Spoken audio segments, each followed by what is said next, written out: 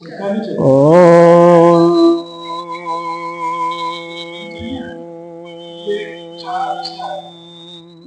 ने बंद किया है, किसी ने बंद किया है। ओम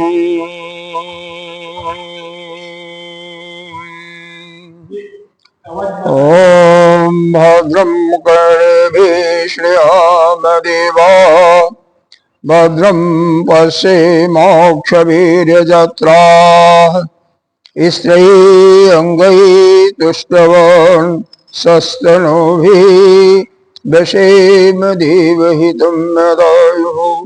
ओम शांति शांति शांति। ओम स्वस्ति न इंद्रो वृद्धश्रवाः स्वस्ति न पूषा विश्ववेदाः स्वस्ति नस्ताक्षर्यो वरिष्ठनेमिः स्वस्ति नो बृहस्पतिर्दधातु। ओम शांति शांति शांति। शंकरं शंकराचार्यं केशवं बादरायणं श्रोत्रभाष्य कृतौ वन्दे भगवन्तौ पुनः पुनः। शरो गुरुरात्मीति मूर्तिभेद विभागिनि व्योमवद्व्याप्तदेहाय दक्षिणामूर्तये। अग्निमण्डलाकारं व्याप्तं येन चराचरम् तदपदं दर्शितं येन तस्मै श्रीगुरुवे नमः। अज्ञानतिमिरान्धस्य ज्ञानाञ्जनशलाकया चक्षुरुन्मीलितं येन तस्मै श्रीगुरुवे नमः। गुरुर्ब्रह्मा गुरुर्विष्णु गुरुर्देवो महेश्वर गुरु साक्षात् परं ब्रह्म तस्मै श्री गुरुवे नमः। त्वमेव माता च पिता त्वमेव बन्धो च सखा त्वमेव विद्या द्रविणं त्वमेव सर्वं मम देव देव। गजाननं भूतगणाधिसेवितं कपिध्वजम्बो फलचारुभक्षणम् उमाशतं शोकविनाशकारकं नमामि विघ्नेश्वरपादपङ्कजम्। अनंत श्री विभूषित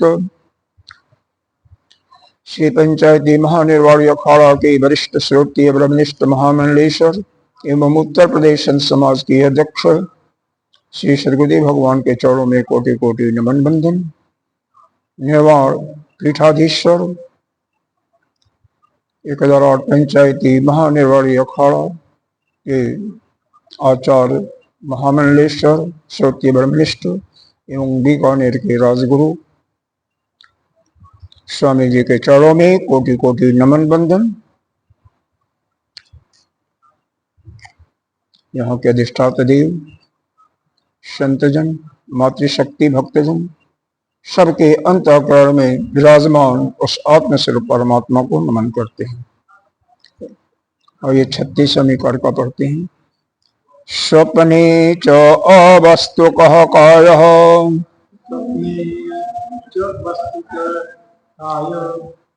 स्वप्ने च अवस्तुकः कायः पृथक् अन्यस्य दर्शनात्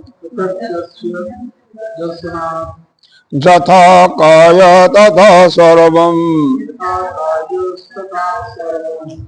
चेतम चित्तदृश्यम् अवस्तुकम्। यहाँ पर हालांकि कल बताया गया था लेकिन बहुत ही ये महत्वपूर्ण कार्य का है, इसका एक बार पुनः देख लें। स्वप्ने च अवस्तुकः कायः यानी स्वप्न में, स्वप्ने मतलब स्वप्न में जो शरीर होता है वह क्या होता है? अवस्तु है। क्योंकि मान लीजिए यह क्यों अवस्तु क्यों कह रहे हैं? स्वप्न में आप मान लीजिए अहमदाबाद से बड़ौदा गए तो आप तो यहाँ पर हैं लेकिन आपका एक दूसरा शरीर बड़ौदा में होता है। तो वह जो बड़ौदा में आपका शरीर है चूंकि इससे भिन्न शरीर है पृथक अन्य दर्शनात्, क्योंकि उससे भिन्न वह दूसरा शरीर दिखाई दे रहा है, इसलिए जैसा कि वह शरीर है वह संपूर्ण चित्त का जो दृश्य है वह क्या है, अवस्तु स्वरूप। यथा कायः तथा सर्वम, जैसे शरीर अलग दिखाई दे रहा है, अवस्तु दिखाई दे रहा है, उसी प्रकार से भाव यह है कहने का, चित्त के अंदर जितने भी वृत्तियां आ रही, जितने भी भाव आ रहे हैं, जितने भी रूप इत्यादि बन रहे हैं, वह सब सभी अवस्तु ही हैं। नहीं समझ रहे? आप सोए हुए हैं अपने घर में और वहां पर स्वप्न देख रहे हैं। जैसे स्वप्न देखना शुरू किया, आप कहीं दूसरे शहर में पहुंच गए। क्या गया? जा कहीं नहीं रहे, वास्तव में आप अपने अंतःकरण में ही स्वप्न देख रहे हैं, कहीं जा नहीं रहे हैं। लेकिन ऐसा आपको प्रतीति हो रही है कि हम किसी अन्य शहर में, बड़ौदा में या यूएसए में या ऑस्ट्रेलिया में अपने मित्रों के साथ में वहां पर चर्चा कर रहे हैं, उनके साथ आनंद ले रहे हैं। ऐसा प्रतीति होती है कि नहीं होती है? अर्थात होती है। तो चूंकि यहाँ पर आपका शरीर जो है, इससे वह अलग शरीर दिखाई दे रहा है और सभी दृश्य कहाँ भाषित हो रहे हैं? चित्त में। तो चित्त में वह जो दूसरा शरीर बना, इस शरीर के तुलना में क्या हुआ? वह अवस्तु हुआ, असत वस्तु हुआ। उसका कोई सत्य के नाम से कोई सवाल ही नहीं होता है। वस्तु कैसे हुई? असत है। तो कहने का अभिप्राय है कि जितने भी चित्त में इस प्रकार से रूप बनते हैं, आकृतियां बनती हैं, वह सब की सब अवस्तु हैं, यानी असत्य ही है। यहां तो स्वप्न अवस्था में बताया गया, लेकिन स्वप्न अवस्था में ही नहीं बल्कि जागृत अवस्था में भी, क्योंकि चित्त का काम है वह मन में सारे आकृतियां जैसे भी होती हैं, शांत होती हैं, बना लेता है। स्वप्न में गए, उसी प्रकार से जागृत अवस्था में भी चूंकि चित्त से ही आप सब कुछ देख रहे हैं, तो सब कुछ क्या है? सब असत्य ही है। यही भाष्य में इसको स्पष्ट किया। स्वप्ने च अदृश्यते जह कायः सो अवस्तु कायः ततो अन्यस्य। यहां पर यह देखें, स्वप्ने च, स्वप्न में जाते हुए, घूमते हुए जो दृश्य, जह काया, जो आपने शरीर को देखा कहीं अन्य स्थान पर, जहां पर आपका शरीर पड़ा हुआ उससे अन्य स्थान पर, सो अवस्तु, वह अवस्तु है। अवस्तु का मतलब असत है। ततो अन्यस्य, क्योंकि उस वस्तु से अन्य, यानी उस शरीर से एक अन्य, स्वदेश अस्तस्य, जहां पर आप बैठ करके लेट करके स्वप्न देख रहे हैं, वहां पर एक पृथक काया अंतरस्य दर्शनात्, वहां पर एक शरीर आपका लेटा हुआ है, उस शरीर से अन्यत्र दूसरे जगह शरीर आप देख रहे हैं। इसका मतलब क्या हुआ? दो शरीर तो आपके हो नहीं सकते। सो रहे हैं, स्वप्न देख रहे हैं, तो वहां पर तो शरीर पड़ा हुआ है और आपको ऐसा प्रतीत हो रहा है आप कहीं दूसरे शहर में घूम रहे हैं। तो यह केवल यह चित्त में यह वृत्तियां चल रही हैं, आप जाओ कहीं नहीं रहे हैं, वास्तव में आप वहीं पर हैं, कहीं जा नहीं रहे हैं। मन ही केवल चिंतन कर रहा है। तो जो भी आपको दृश्य वहां पर दिखाई दिया, चित्त में जो स्थिति दिखाई दिया दूसरा शरीर, वह कैसा हुआ? अवस्तु, यानी वह चित्त के सामने वह दृश्य क्या है? असत है या अवस्तु है। तो अब अगली लाइन में क्या कर रहे हैं? चूंकि चित्त के अंतर्गत जो कुछ भाषित होती है सत्ता, वह सब असत ही होता है स्वप्न में। ठीक है, तो अब आगे आइए। यथा स्वप्न दृश्य कायो, जैसे स्वप्न में सब कुछ जो दिखाई देता है चित्त में, वह असत ही होता है। तथा सर्वम चित्त दृश्यम अवस्तुकम जागृतो अपि चित्त दृश्यत्वा इति अर्थ। इसका अर्थ यह है, इसका अभिप्राय है कि जैसे आपको स्वप्न में जो कुछ दिखाई दे रहा है, आप चित्त के अंदर जो भी वृत्तियां आ रही सब असत ही है, अवस्तु है। उसी प्रकार से जागृत अवस्था में जितना भी ताम हम देख रहे हैं, जितना भी प्रपंच आप देख रहे हैं, कार्य करते हुए मालूम हो रहे हैं, सबकी सारी प्रतीति हो रही है, वह सब असत ही है। क्योंकि पीछे बताया गया स्वप्न और जागृत अवस्था में अंतर क्या है। ग्राहक का काम सपने में भी हो रहा है, ग्राहक का काम जागृत में भी हो रहा है, गमन क्रिया सपने में भी हो रही है, गमन क्रिया जागृत में भी हो रही है। अंतर यह है कि वहां पर समय जो है जागृत में एक नियत समय है, प्रमाणिक समय है, लेकिन स्वप्न अवस्था में यह अनियम समय है, यानी वहां पर समय की बहुत ही कमी है। तो वहां पर अगर एक क्षण के लिए तत्काल दिखाई दिया, क्योंकि ज्यादा समय तक स्वप्न टिकता नहीं, तो क्षणिक दिखाई दिया, तो यहाँ पर 2 क्षण के लिए या 4 क्षण के लिए दिखाई दे रहा। अंतर यह है कि वहां पर बहुत थोड़े समय के लिए है वस्तु, और यहाँ पर ज्यादा समय के लिए, और कोई दोनों में भेद नहीं है।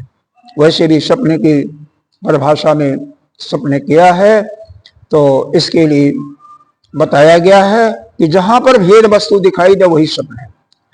मतलब जहां पर भेद वस्तु दिखाई दे, द्वैत दिखाई दे, वही स्वप्न है। तो स्वप्न जब द्वैत वस्तु तो आपको जागृत में भी दिखाई दे रहा। आगे क्या, अरे वो लोग सुनते नहीं है, अपना जो करना हो कर दो, उनको सुनाई नहीं देता है। हाँ, तो जागृत में भी जो भी कुछ प्रपंच दिखाई दे रहा है वह भी सब सत्य ही है, अरे सब असत्य ही है। मतलब कोई भी सत्य नाम की कोई चीज है ही नहीं है। इसी तो यहां पर स्वप्न समत्वात असत जागृतम अपि इति प्रकरणार्थ। इसका अर्थ यही हुआ कि स्वप्न के समान होने के कारण जगत अवस्था भी असत्य ही है, और जिसको ऐसा, जिसके चित्त में अंतःकरण में ऐसा ठीक ठीक बैठ जाता है, समझ जाइए कि वह ज्ञानी हो ही गया।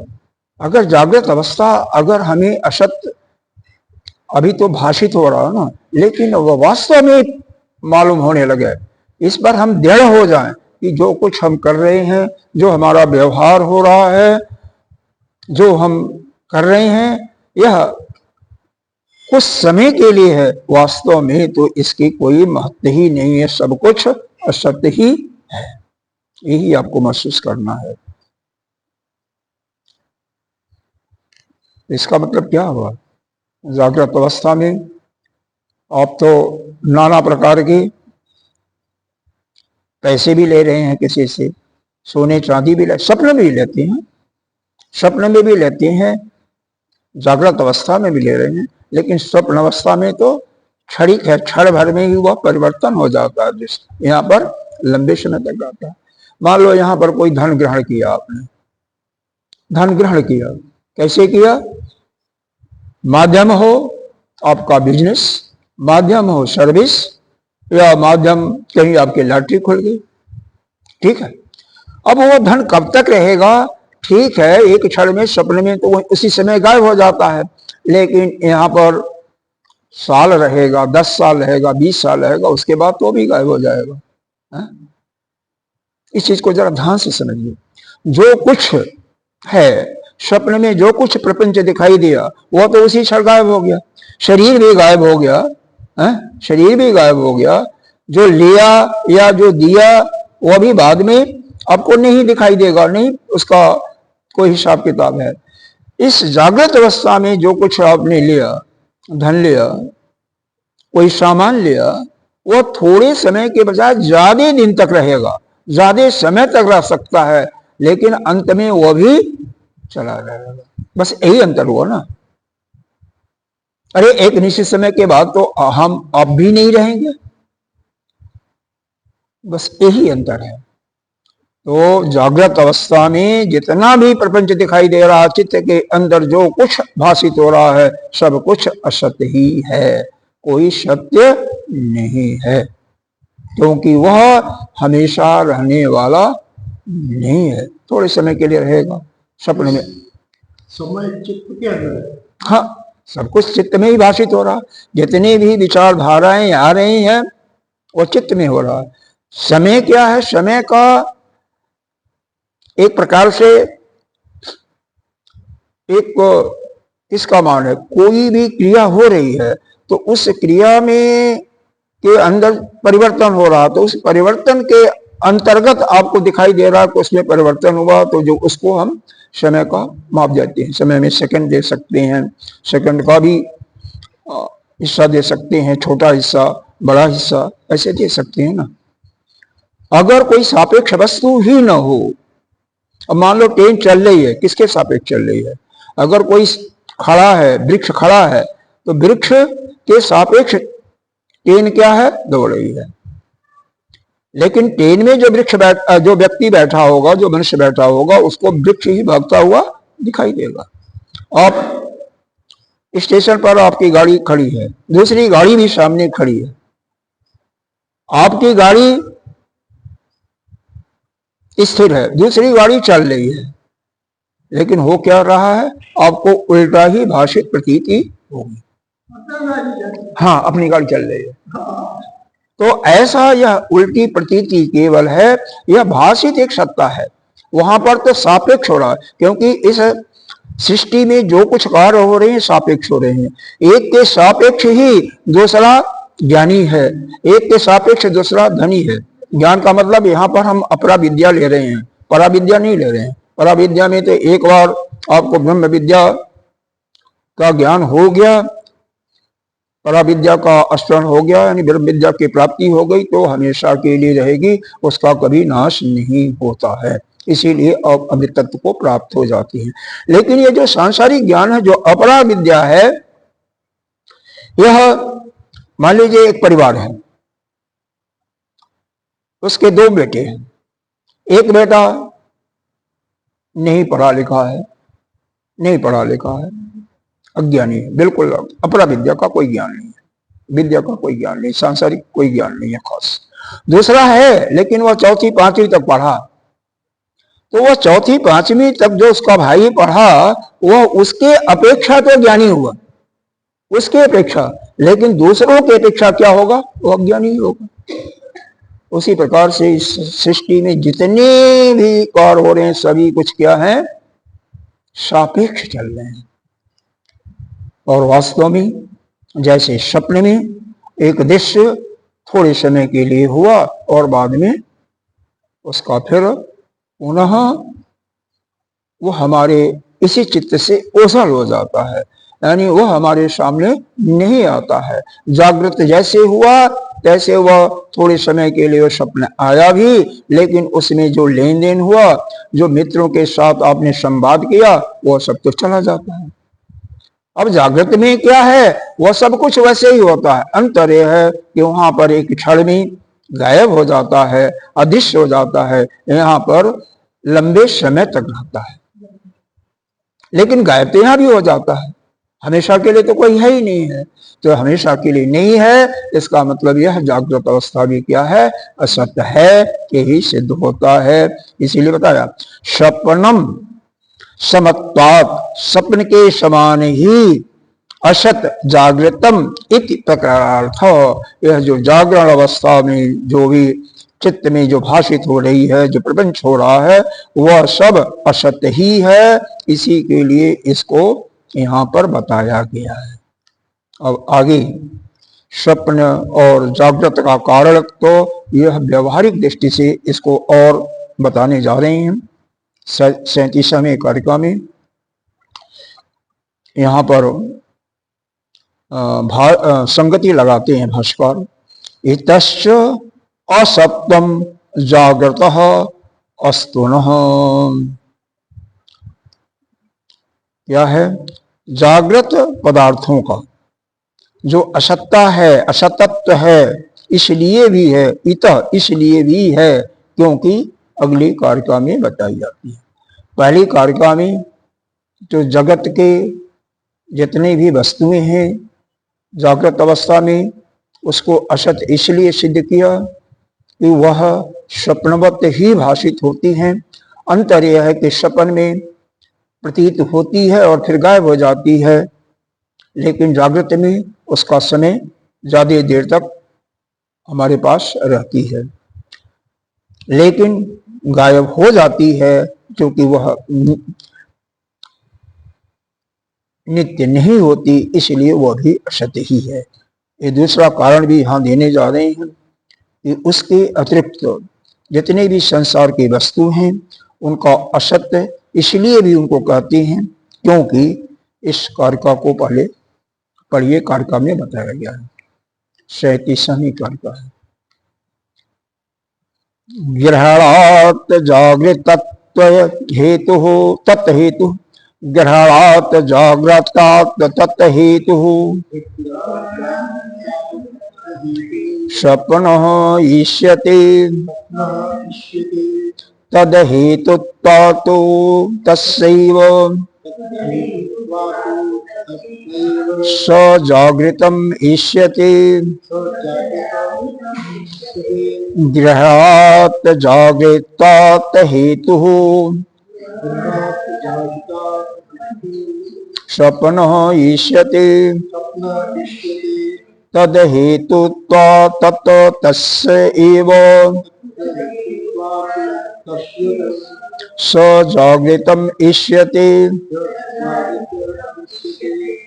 देखो अर्थ देखिए, ग्रहणात् यानी ग्रहणात् जागृत तत् हेतु, जागृत के समान ही जो ग्रहण करते हैं किसमें, तद हेतु स्वप्न। अब देखिए यहाँ पर स्वप्न का हेतु, हेतु मतलब कारण, स्वप्न का हेतु क्या है, कारण है। कारण कौन है, यह जागृत अवस्था। क्योंकि स्वप्न क्यों दिखाई देता है, इसका आप यही कहते हैं कि जागृत अवस्था में जो अतृप्त इच्छाएं होती हैं, अतृप्त वासनाएं होती हैं, वही जब आप सो जाते हैं तो मन उसी इच्छाओं का, उन्हीं वासनाओं का वह अपने आप ही वह एक प्रपंच रस बनाता है और उससे वह भोग की क्रिया करता है। एक अलग संसार बनाता है और उस संसार में उस वस्तु का भोग करता है। यही तो होता है। आप किसी भी स्वप्न को देखें, लेकिन कभी-कभी ऐसा होता है वो तो अपनी इष्ट वस्तु होती है। हाँ कभी स्वप्न में ऐसा भी होता है जो हम नहीं चाहते वैसे भयानक सपने भी आ जाते हैं। हाँ देखिए, और हाँ क्या कहते हैं, बिल्कुल आते हैं, बिल्कुल आते हैं। देखो ऐसा होता है, जितने भी सपने में दृश्य होती हैं वह क्या हम देखते हैं सपने में, हमारे चित्त में पता नहीं कितने जन्मों का 84 लाख योनियां बताई गई हैं शास्त्र में। तो 84 लाख योनियों का जो भी हमने कार्य किया है, जो भी हमारे साथ घटनाएं घटी हैं, वह सबका संस्करण वहां पर विद्यमान है, सबका संसार विद्यमान है। जागृत अवस्था में सब कुछ, अरे वहां पर चित्त में सब कुछ विद्यमान है। अब स्वप्न में वहां पर सब वह विद्यमान है। कुछ ऐसी चीज होती हैं जिसका भोग हम इस जागृत अवस्था में करते हैं, कुछ का जागृत अवस्था में ऐसी होती हैं कि हम उन, क्योंकि जितने भी कर्म होते हैं सबका भोग हमें करना है इस जीवन, इस जोनी में, अगले जोनी में या किसी जोनी में भोग करना है। कुछ ऐसा होता है कि वह सपने में भोग किया जा सकता है। जैसे 4 साल के, ये तो सिद्धांत बाद में बनाया गया था, छोटे बच्चे के लिए 4 साल के नीचे, यह मांडव ऋषि थे, उन्होंने यमराज को यह बताया था कि मांडव ऋषि बहुत बड़े विद्वान थे। एक बार की घटना है कि जहां पर वह अपनी तपस्या में लीन थे, उनके सामने से ही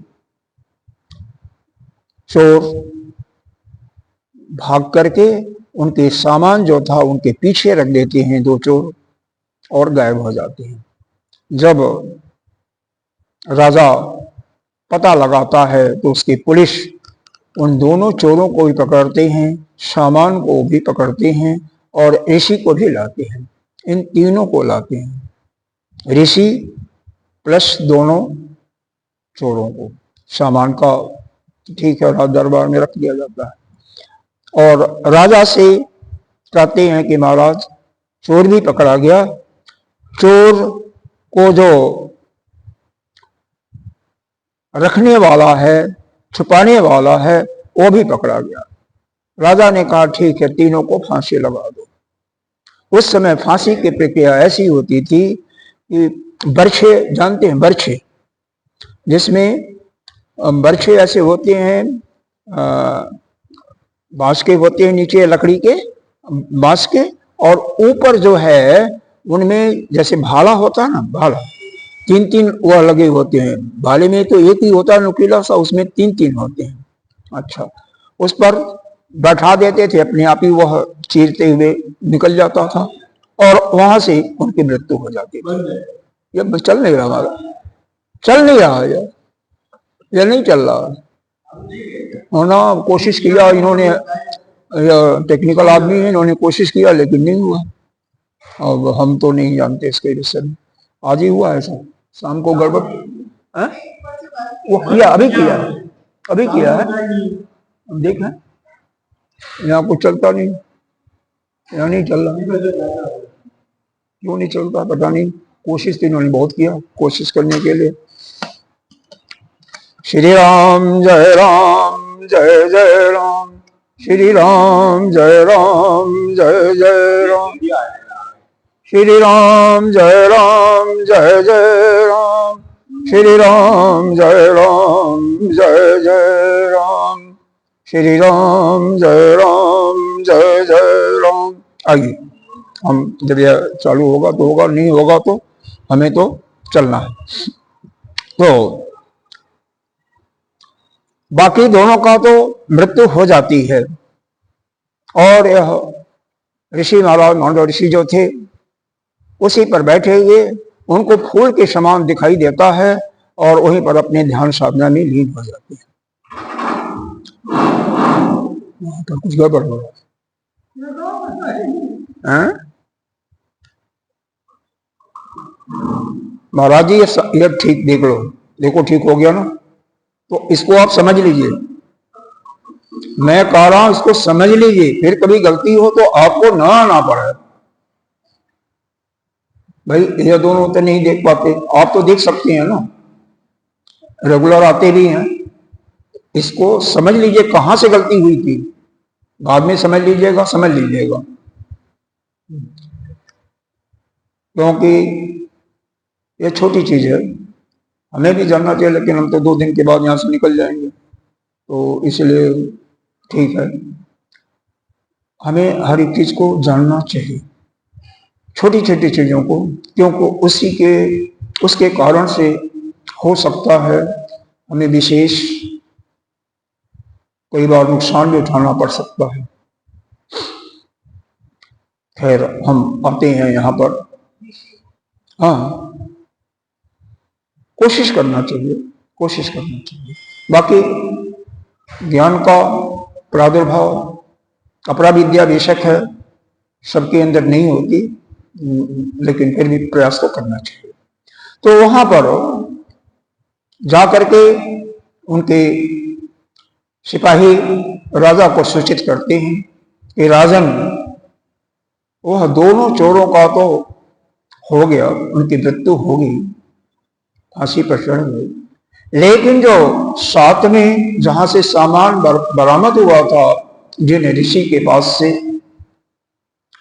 वह तो लगता है सिद्ध ऋषि हैं, क्योंकि वहां पर ऐसे बैठे हुए हैं जैसे वो अपनी तपस्या में लीन हो चुके हैं, वह समाधि में जा चुके हैं, और वह जो बर्छी है वो किसी प्रकार से उनको आघात नहीं पहुंचाई। राजा ने तुरंत ही कहा, तुरंत स्वयं भी दौड़ते हुए जल्दी जल्दी उनको वहां से मुक्त कीजिए। और राजा आकर के उनसे क्षमा मांगते हैं कि ऋषिवर, हमसे बहुत बड़ा अपराध हुआ। उनके पैरों पर नस्तक होते हैं कि मेरे को इस दंड के लिए क्षमा करें और जो कुछ करना हो आप ही दंड दें। ऋषि ने कहा ठीक है, तुम्हें तो मैंने क्षमा कर दिया, लेकिन मैं यमराज को देखता हूं। तो यमराज को क्या देखते हैं, जाते हैं सीधे जमपुरी में, वहां कहते हैं पहले यह बताइए कि मेरे को फांसी की सूली पर क्यों चढ़ाया गया। तुरंत ही यमराज चित्रकेतु को बुलाते हैं। वह इनका पुराना खसरा कही का पत्री देखते हैं। उसमें पाते हैं कि जब ये 4 साल के बालक थे तो कुछ ऐसा अपराध किया था, उसके कारण से यह उनको सजा मिली थी। तो फिर उसी समय मांडव ऋषि कहते हैं अगर 4 साल का कोई बालक है, कोई ऐसा अपराध हो भी जाता है तो उसके लिए दंड जागृत अवस्था में आप नहीं दे सकते हैं, उसके लिए तो स्वप्न अवस्था में ही उसको दंड देना चाहिए, स्वप्न अवस्था में ही उसको भयभीत कीजिए, डराइए। और आज से मैं नियम बनाता हूं कि 4 साल के बालक का कोई अगर अपराध करता है तो उसको जागृत अवस्था में अपराध न दे करके केवल स्वप्न अवस्था में दिया जाए। और तुझे हम श्राप देते हैं कि 2 शरीरों में यानी 2 जन्म के रूप में, 2 रूप में आपको इस मनुष्य का शरीर धारण करना पड़ेगा। वही 2 रूपों में एक ही समय आए थे, एक विदुर के रूप में महाभारत के समय द्वापर में, और एक धर्मराज युधिष्ठिर के रूप में। तो श्राप का यह मांडव ऋषि का श्राप था और उसके कारण आए थे। तात्पर्य है कि अगर बालक कोई अपराध करता है तो वह सपने में दिखाई देता, सपने में बालक को नहीं दिखाई देगा, आपको जागृत अवस्था में दिखाई देगा। वो कैसा अपराध है कई बार देखते नहीं हैं। सपने में जो वस्तु आपको दिखाई देती है, जो भी भोग करते हैं, वह तो सभी असत्य नाम की चीज है ही है। मान लीजिए बारिश आ रही है और बारिश से आप अपने को छिपाने के लिए भाग रहे हैं, पसीना भी हो गया है ऐसा प्रतीत हो रहा है, आवाज भी कोशिश कर रहे हैं किसी को बुलाने के लिए, लेकिन आवाज निकल नहीं रही है। लेकिन जब जागृत अवस्था में आते हैं तो वह बारिश की बूंदें क्या आपको प्रतीति होती हैं? नहीं होती है, कुछ नहीं होता है। हाँ बोलिए। ये अपना जो डेटा है, जो कर्म का डेटा है, क्या चीज? डेटा मीन्स जो संस्कार अपने पे आया हुआ, संस्कार का समझिए जागृत अवस्था में भी जागरूक होता है, स्वप्न अवस्था में भी जागरूक होता है, तो उसका कंट्रोल क्या होता है? कंट्रोल मीन्स कभी आता है, समझिए भाई ने बहन जी ने बताया कि कभी बुरा सपना भी आ जाता है, अच्छा सपना भी आ जाता है। समझे कि जागृत अवस्था में भी अच्छा काम भी हो जाता है, कभी बुरा भी काम हो जाता है। तो उसका डेटा जो होता है वो देखिए इसका कंट्रोल क्या? देखिए ऐसा है, जिस समय आप किसी योनि में यानी आपका जन्म हुआ है, चाहे वो आप मनुष्य योनि में हैं या कुत्ते बिल्ली की योनि में हैं, उस समय आपका यह पीछे बताया गया था, हिरण्यगर्भ में सारा संस्कार रहता है, जीव भी रहता है। जैसे ही जीव के अंदर अंकुर, जैसे बीज के अंदर अंकुर उड़ता है, उसी प्रकार से जब जीव का जन्म लेना होता है तो उसमें वही हिरण्यगर्भ में अव्यक्त से व्यक्त में यानी हिरण्यगर्भ में आता है, और उस प्रकृति या माया में भगवान बीज डालते हैं तो उसका शरीर रूपांतरण होता है, शरीर धारण करता है।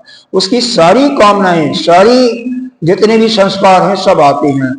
पीछे बताया था हिता नामक नाड़ी में होते हैं, नाड़ियों का विशेष करके बताया गया। नहीं और करना हो तो प्रश्नों में शब्द पढ़िएगा, दोबारा पढ़िए कि अरबों नाड़ियां हैं और उसी नाड़ी के एक जो बाल होता है उसके 1000वें हिस्से के बराबर होता है, इतनी बारीक होता है कि उसमें आपको दिखाई नहीं देगा कोई चर्म चक्षुओं से आप उसको नहीं देख सकते हैं। तो वहां पर सारे संस्कार आपके होती हैं। जैसे एक छोटी सी चिप्स में आप हजारों पिक्चर आप डाल देते हैं। अब वो हमें जिसका फल देने का समय आया वह कर्म सिद्धांत है। जो कुछ आपने कर्म किया है, कर्म जो किया है उसको जो आपका कर्म है जो आया वह संचित कर्म कहते हैं। संचित कर्म पूरा एक ढेर है। जैसे आपने बैंक में जमा किया हुआ है करोड़ रुपया, ठीक है, उसमें से जब जिस योनि में आपका जन्म होता है तो मान लीजिए 1 लाख रुपया अच्छे और बुरे दोनों मिल गए भोगने के लिए। जो मिला उसको हम प्रारब्ध कहते हैं और उस प्रारब्ध को बिना भोगे हुए आपका शरीर यह नहीं छोड़ता है। बेशक आप इसी शरीर से जीवन मुक्त हो जाएं, लेकिन जो प्रारब्ध में मिला है अच्छा या बुरा उन दोनों का फल इस शरीर को भुगतना पड़ेगा। जैसे बैंक में आपने 1 करोड़ उसको संचित करवाना, उसमें से 1 लाख 2 लाख रुपया निकाल करके लाया अपनी कुछ कार्य करने के लिए, नित्य प्रति के लिए कार्य करने के लिए, तो उस 2 लाख रुपए को आप प्रारब्ध मान लीजिए और उसमें से सारे खर्चे बच्चे इत्यादि करते हो। तो वह कर्म का एक हिस्सा ही, छोटा सा हिस्सा इस जन्म में भोगने के लिए मिलता है। जो है उसमें धर्म भी है अधर्म भी है। धर्म का अधर्म का मतलब पाप भी है और पुण्य कर्म भी है। तो पुण्य कर्म सुख देने वाले और पाप कर्म दुख देने वाले हैं। वह जैसे जिस अवस्था में आपने किया होगा उसके अनुसार वह स्वप्न में या जागृत अवस्था में फल देते हैं। बाल अवस्था में, अबोध अवस्था में किया होगा तो वह स्वप्न अवस्था में फल मिलेगा। अगर आप मतलब जो अवस्था में किया है तो उसका जागृत अवस्था में फल होगा। तो वह फल मिलता है ऑटोमेटिक, वह कंट्रोलिंग और किसी के पास नहीं होता है। कर्म के सिद्धांत के अनुसार होता रहता है, क्योंकि वह परमात्मा किसी को कष्ट नहीं देता। वह ईश्वर परमात्मा ईश्वर भगवान सबका एक ही नाम है ना, अलग अलग नहीं है। नारायण कहिए, भगवान कहिए, ईश्वर कहिए, सब एक ही है। कौन है? स्वपादिक ब्रह्म है। वह निर्गुण निराकार जो ब्रह्म है वह तो कुछ करता नहीं है। यही भगवान या ईश्वर से ही सृष्टि की रचना होती है, इसी से सृष्टि का पालन होता है, इसी से इसका संहार भी होता है। लेकिन हम पुराणों के हिसाब से अलग भी मान लेते हैं कि चलो ब्रह्मा विष्णु महेश 3 आइडेंटिटी मान लेते हैं, लेकिन वास्तव में वह सत्ता एक ही है। ठीक है, वो भी कुछ करता नहीं है। आपके जैसे जो भी संस्कार है उसी के अनुसार जो आपके कर्म हैं उन्हीं के अनुसार जब वो फल देने के योग्य होता है। इस जीवन में जो फल मिलना होगा वो पहले से आ चुका है, उससे अतिरिक्त नहीं कुछ फल मिलना है, वही मिलना है। इस अवस्था में इस जीवन में जो कार्य कर रहे हो सकता है उसका भी कुछ फल इस जीवन में मिल जाए, और नहीं तो वो भी अगले जीवन में अगले योनि में ट्रांसफर हो जाता है। बस यही होता है, उसके अनुसार फल ऑटोमेटिक चलता रहता है। जैसी मशीन है, ऑटोमेटिक मशीनें हैं, पार्ट है, लगा दिया, अब कल निकल रहे हैं, अरे डिब्बे भी निकल रहे हैं, पैकिंग भी हो रही है, बिस्कुट भी बन रहा है, डिब्बे में भरा भी जा रहा है, ऑटोमेटिक पैकिंग इत्यादि सब हो करके चला जा रहा है। उसी प्रकार से ये सारे कार ऑटोमेटिक चलते जाते हैं। आइए, तो यहाँ पर हाँ समझ में आ रहा है कुछ? हाँ हाँ, वह बाद में बात कीजिएगा, जो अगर बात करना हो तो मेरे से करो। हाँ ठीक है ना? हाँ, ये समझ में आ गया, ये चलता रहता होगा। इसीलिए कम से कम आज से गलत काम करना बंद कर दो। जिस समय आपको याद आया उसी समय अलर्ट हो जाइए, क्योंकि इसका फल असंभावी है, निश्चित रूप से मिलना ही है। जो भी करोगे, चाहे वाणी से, चाहे शरीर से, चाहे मन से। मन में भी किसी के प्रति हम बुरा सोचते तो उसका भी फल हमें मिलता है। बुरा अच्छा जो भी सोचे, हम भी ऋषि लोग क्या करते हैं, विश्व के कल्याण के लिए वो अपना तपस्या करते रहते हैं, हमेशा मन से करते रहते हैं। तो जो भी हम करते हैं अच्छा बुरा सब मिलेगा। तो गहरात जागृत तत्व हेतु स्वप्न इष्यते, कहते हैं जैसे जागृत में हम सामान ग्रहण करते हैं, किसी से लेन देन करते हैं, उसी प्रकार से स्वप्न में भी वैसे ही कार्य होता है। स्वप्न में भी हम सामान को ग्रहण करते हैं और देते भी हैं। जागृत अवस्था में भी एक दूसरे से संवाद यानी मीटिंगें भी करते हैं, स्वप्न अवस्था में भी मीटिंगें करते हुए ऐसा मालूम होता है। तो इसीलिए स्वप्न जो अवस्था है क्योंकि क्षणिक होता है, छोटे समय के लिए होता है, और उसका कारण जो है स्वप्न के अपेक्षा या जागृत अवस्था ज्यादा समय तक होने के कारण से वह सत्य होता है। किसके लिए? स्वप्न दृष्टा के दृष्टि में, स्वप्न दृष्टा के दृष्टि में वह सत्य होता है। इसलिए इसको हम कारण मानते हैं। किसको? जागृत अवस्था को और स्वप्न अवस्था को कार्य मानते हैं। लेकिन यह सभी चीजों के लिए नहीं, केवल वह स्वप्न दृष्टा के दृष्टि में सर्वसाधारण के लिए ऐसा संबंध नहीं है, सर्वसाधारण के लिए ऐसा नहीं है। लेकिन तद हेतुत्वात् तस्यैव, किंतु जागृत का कार्य होने के कारण स्वप्न दृष्टा के लिए जागृत अवस्था सत्य मानी जाती है, लेकिन सभी के लिए नहीं मानी जाती है, सबके लिए नहीं मानी जाती। हम इस जागृत अवस्था को सत्य नहीं मानते हैं। क्यों नहीं मानते हैं? कि किसी चीज की उत्पत्ति है ही नहीं है, एक ही सत्ता है, इसलिए नहीं मानते हैं।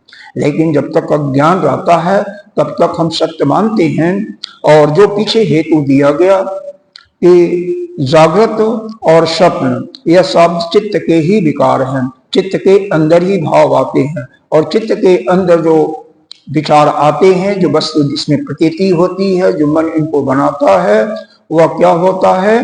वह असत होता है। और इस जागृत और स्वप्न में अंतर इतना ही है कि स्वप्न में थोड़ी देर के लिए होता है, क्षणिक होता है, और जागृत अवस्था में ज्यादा समय तक टिकता है। उसके तुलना में हमेशा सापेक्ष है, स्वप्न के सापेक्ष ज्यादा समय तक रहता है, बहुत लंबे समय तक नहीं रहता है, उसके सापेक्ष ज्यादा समय तक रहता है। इसीलिए स्वप्न दृष्टा या अज्ञान, हालांकि यहाँ पर अज्ञान वाली बात अभी नहीं आई है, स्वप्न दृष्टा की दृष्टि में वह सत्य है, इसीलिए वो उसका कारण है, और स्वप्न जागृत अवस्था का कार्य है। लेकिन सर्वसाधारण के लिए, बाकी लोगों के लिए वह जागृत अवस्था भी क्या है? वह असत्य ही है। वही जो पीछे बताया गया है उसी को और स्पष्ट किया जा रहा है। ग्राहक पीछे भी बताया गया था, लेन देन का काम स्वप्न अवस्था में भी होता है, लेन देन का काम जागृत अवस्था में भी होता है। लेकिन क्योंकि स्वप्न अवस्था में जैसे ही आपकी निद्रा भंग होती है, जो लेन देन किया उसका कुछ भी मिलता नहीं, दृश्य दिखाई नहीं देता। जागृत अवस्था में वह मिलता है, दिखाई देता है, जागृत अवस्था में है ही है, लेकिन वह भी नित्य नहीं रहता है, कुछ समय के रहता है, चाहे वह 10 साल के लिए रहे, 20 साल के लिए, 50 साल के लिए, लेकिन अंत में वह भी नष्ट हो जाता है, वह भी वस्तु नहीं रहती है, तो वह असत्य ही है। इसका अर्थ यही निकाला जा रहा है कि जो चित्त के अंदर यानी अपने मन के अंदर जितना कुछ दिखाई दे रहा है या संसार का प्रपंच जागृत अवस्था में भी, वह सब असत्य ही है। इस चित्त के अंदर जो समय है, चित्त के अंदर जो वहां समय नहीं है, समय तो बाहर आपको प्रतीति हो रही है, समय आपको प्रतीति हो रही है, आपको अनुभव हो रहा है इस जागृत अवस्था में या स्वप्न अवस्था में तो समय बहुत थोड़ा सा होता है। देखो, यह कुछ कारण होते हैं, बाधाएं होती हैं, जिनके कारण से यह जो साधक होता है ना, वह उससे ज्ञान स्वरूप वह ब्रह्म विद्या को नहीं प्राप्त करता है।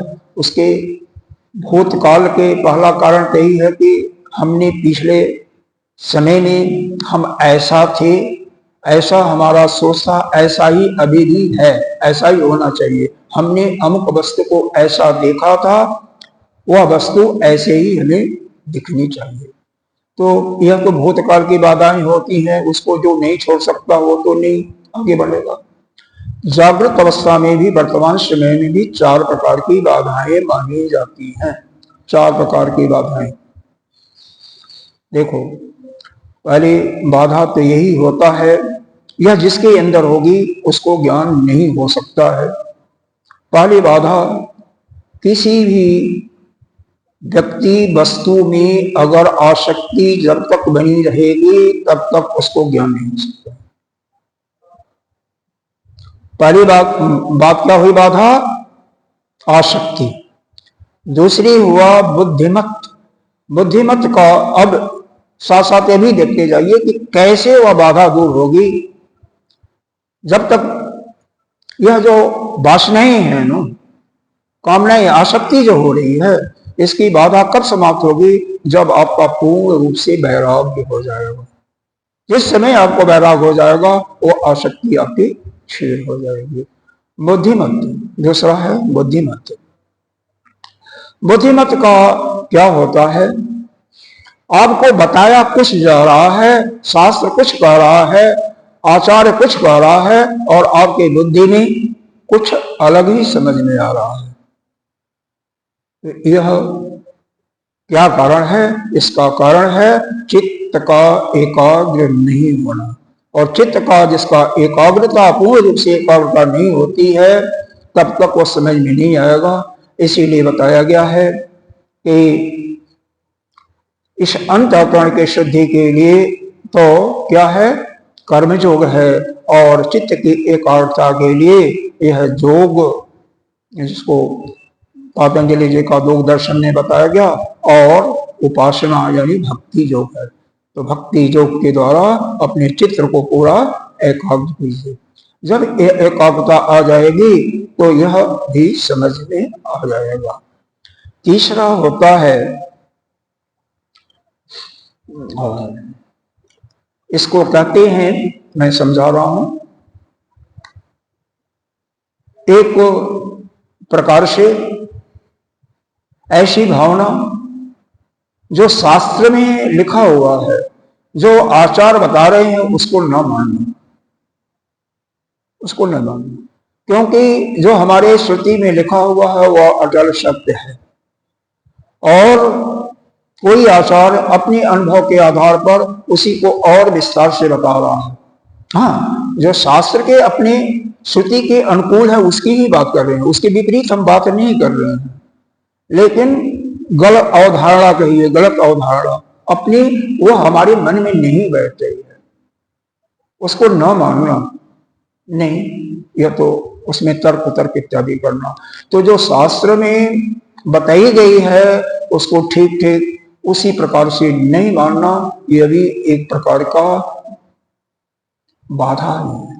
चौथी होता है अभिनिवेश। अभिनिवेश तो चित्त के 5 क्लेश में भी बताए गए हैं, जो कि योग दर्शन में बताए गए, वहां भी अभिनिवेश आता है।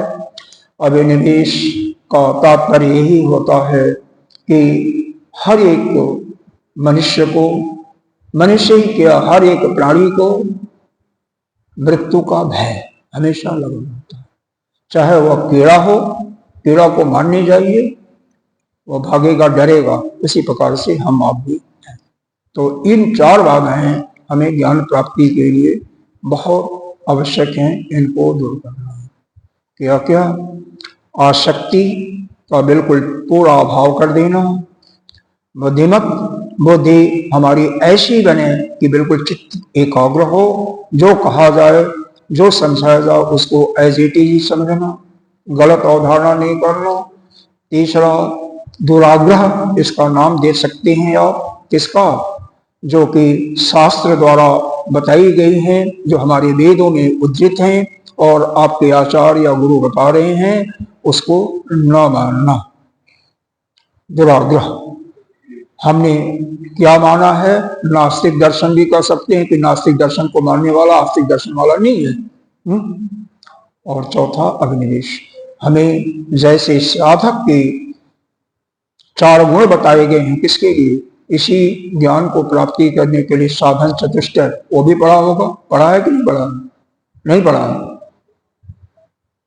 अरे पहला है विवेक, दूसरा वैराग, वहां पर ही आया है, तीसरा सम समाधि खड़ संपत्तियां आई है ना, और चौथा मुमुक्षत्व की वृक्ष सम दम। तो सबको लेंगे तो सब एक ही है, अलग नहीं है, इधर से कान पकड़े उधर से कान पकड़े।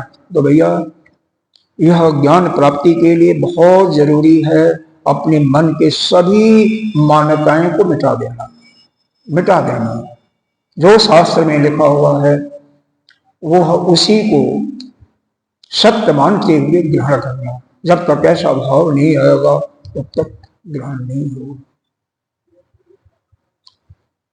हम भी पहले नहीं मानते थे कि जागृत अवस्था में जो दिखाई दे रहा है कैसे सत्य है, लेकिन धीरे धीरे शास्त्रों का स्वाध्याय, गुरु के द्वारा बताए हुए ज्ञान का अपने मन में चिंतन करते हुए यह पूर्ण रूपेण हो गया कि हाँ ठीक है, जो भी है यह हम देख रहे हैं, सब व्यवहार करें, सब क्षणिक मात्र है, सब असत्य ही है, सत्य नहीं है। हाँ ठीक है, हमें मालूम हो रहा है, लेकिन कुछ समय के लिए है, बाद में सब कुछ ऐसे का ऐसे ही है। और ये भाष्य देखे, जागृत तत्व, जागृत, देखो यहां पर आया था जागृत तत्व शब्द, कहाँ आया हुआ है आपके कारिका में। हर एक शब्दों का अर्थ इस जो भाष्य है उसमें स्पष्ट किया जाता है। इसका अर्थ भाष्यकार ने क्या लिखा है, जागृतस्य, मतलब जागृत अवस्था का, इव माने भी, ग्रहणाद, ग्रहणाद का अर्थ लिखा ग्राहक रूपेण, ग्राहक रूपेण में जैसे एक कोई सामान बेचता है दूसरा लेता है, एक सामान कोई देता है दूसरा लेता है, ये सब समझा दिया गया है आपको कारिका के अर्थ में, वही सेम चीज यहाँ पर लिखा हुआ है। तो ग्राहक रूपेण स्वप्नस्य, मतलब जैसे हम जागृत अवस्था में जो हम ग्राहक का रूप में एक दूसरे के सामान को लेते या देते हैं, ऐसे ही स्वप्न अवस्था में भी ग्राहक का भाव प्राप्त होता है। तो इसलिए स्वप्न अवस्था का कारण क्या हुआ, जागृत अवस्था उसका कारण हुआ। तद हेतुस्य स्वप्नस्य, तो उसका कारण मान लिया किसको, जागृत अवस्था का, क्योंकि कारण कार्य में अनुसूत होता है, पूर्ण रूप से कारण में, कारण का गुण कार्य में आता है, दोनों में समान कारण हुआ, तो इसलिए ऐसा माना गया। और चूंकि कार्य की अपेक्षा कारण आदि है, अनादि है, अनादि नहीं है। अनादि उस प्रकार से है जैसे मिट्टी से घट बनता है, तो मिट्टी अनादि तो नहीं है ना, मिट्टी भी तो अंत होता है, क्योंकि 5 जो भी कार्य है तो भी अनादि नहीं है। तो उसी प्रकार से स्वप्न की अपेक्षा चूंकि लेन देन या कोई भी घटना होती है वह ज्यादा समय तक टिकता है, तो स्वप्न जो देखता है उसके विचार से यह अनादि है, कौन, जागृत अवस्था, क्योंकि यहाँ पर ज्यादा समय तक, अरे वहां पर तो एक क्षण के लिए टिकेगा, सेकंड के लिए टिकेगा, यहाँ पर तो 60, 70, 100 साल तक टिक जाएगा। जागृत अवस्था में तो कोई वस्तु सब बहुत सालों तक टिक जाएगी, इसलिए इसको अनादि माना गया, जैसे घट और मिट्टी। लेकिन सभी के लिए नहीं है, सर्वसाधारण के लिए नहीं है, इसी चीज को ध्यान रखिएगा। स्वप्नवत हेतु जागृत कार्य मिशति, इसीलिए जागृत अवस्था को हम स्वप्न अवस्था का कारण जागृत अवस्था कहा जाता है, या जागृत अवस्था का कार्य स्वप्न अवस्था है। अगली लाइन देखिए, तत हेतुत्वात् जागृत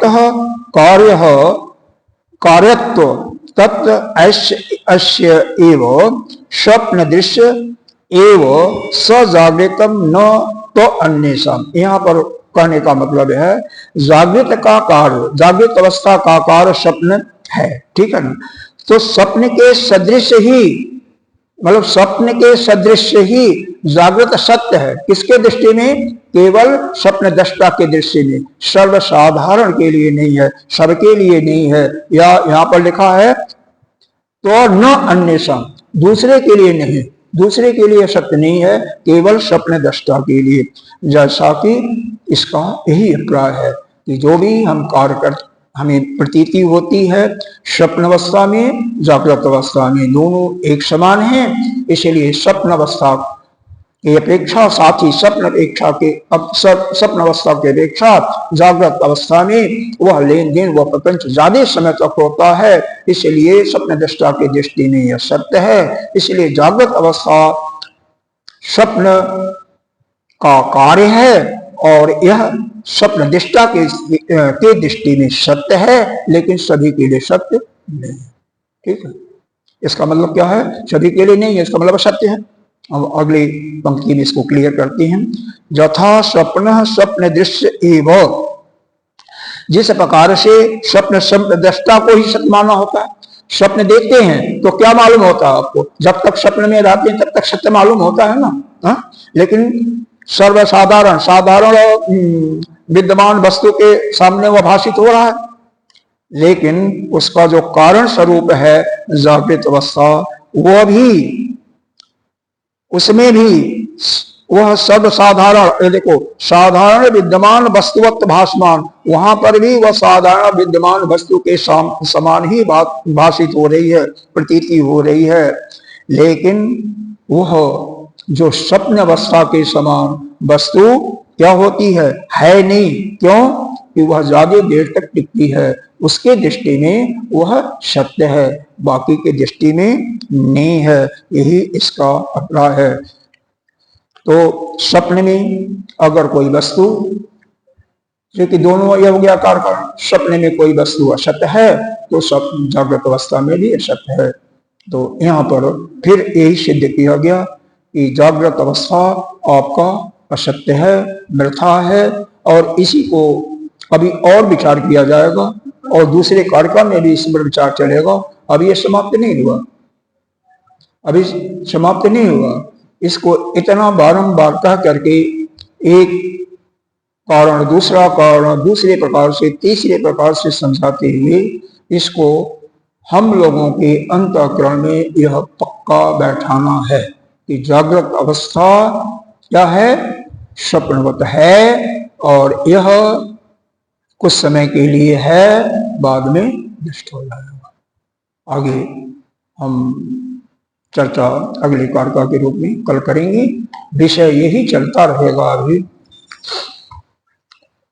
ओम पूर्णमिदः पूर्णमिदं पूर्णात् पूर्णस्य पूर्णमादाय पूर्णमेवावशिष्यते। ओम शांति शांति शांति।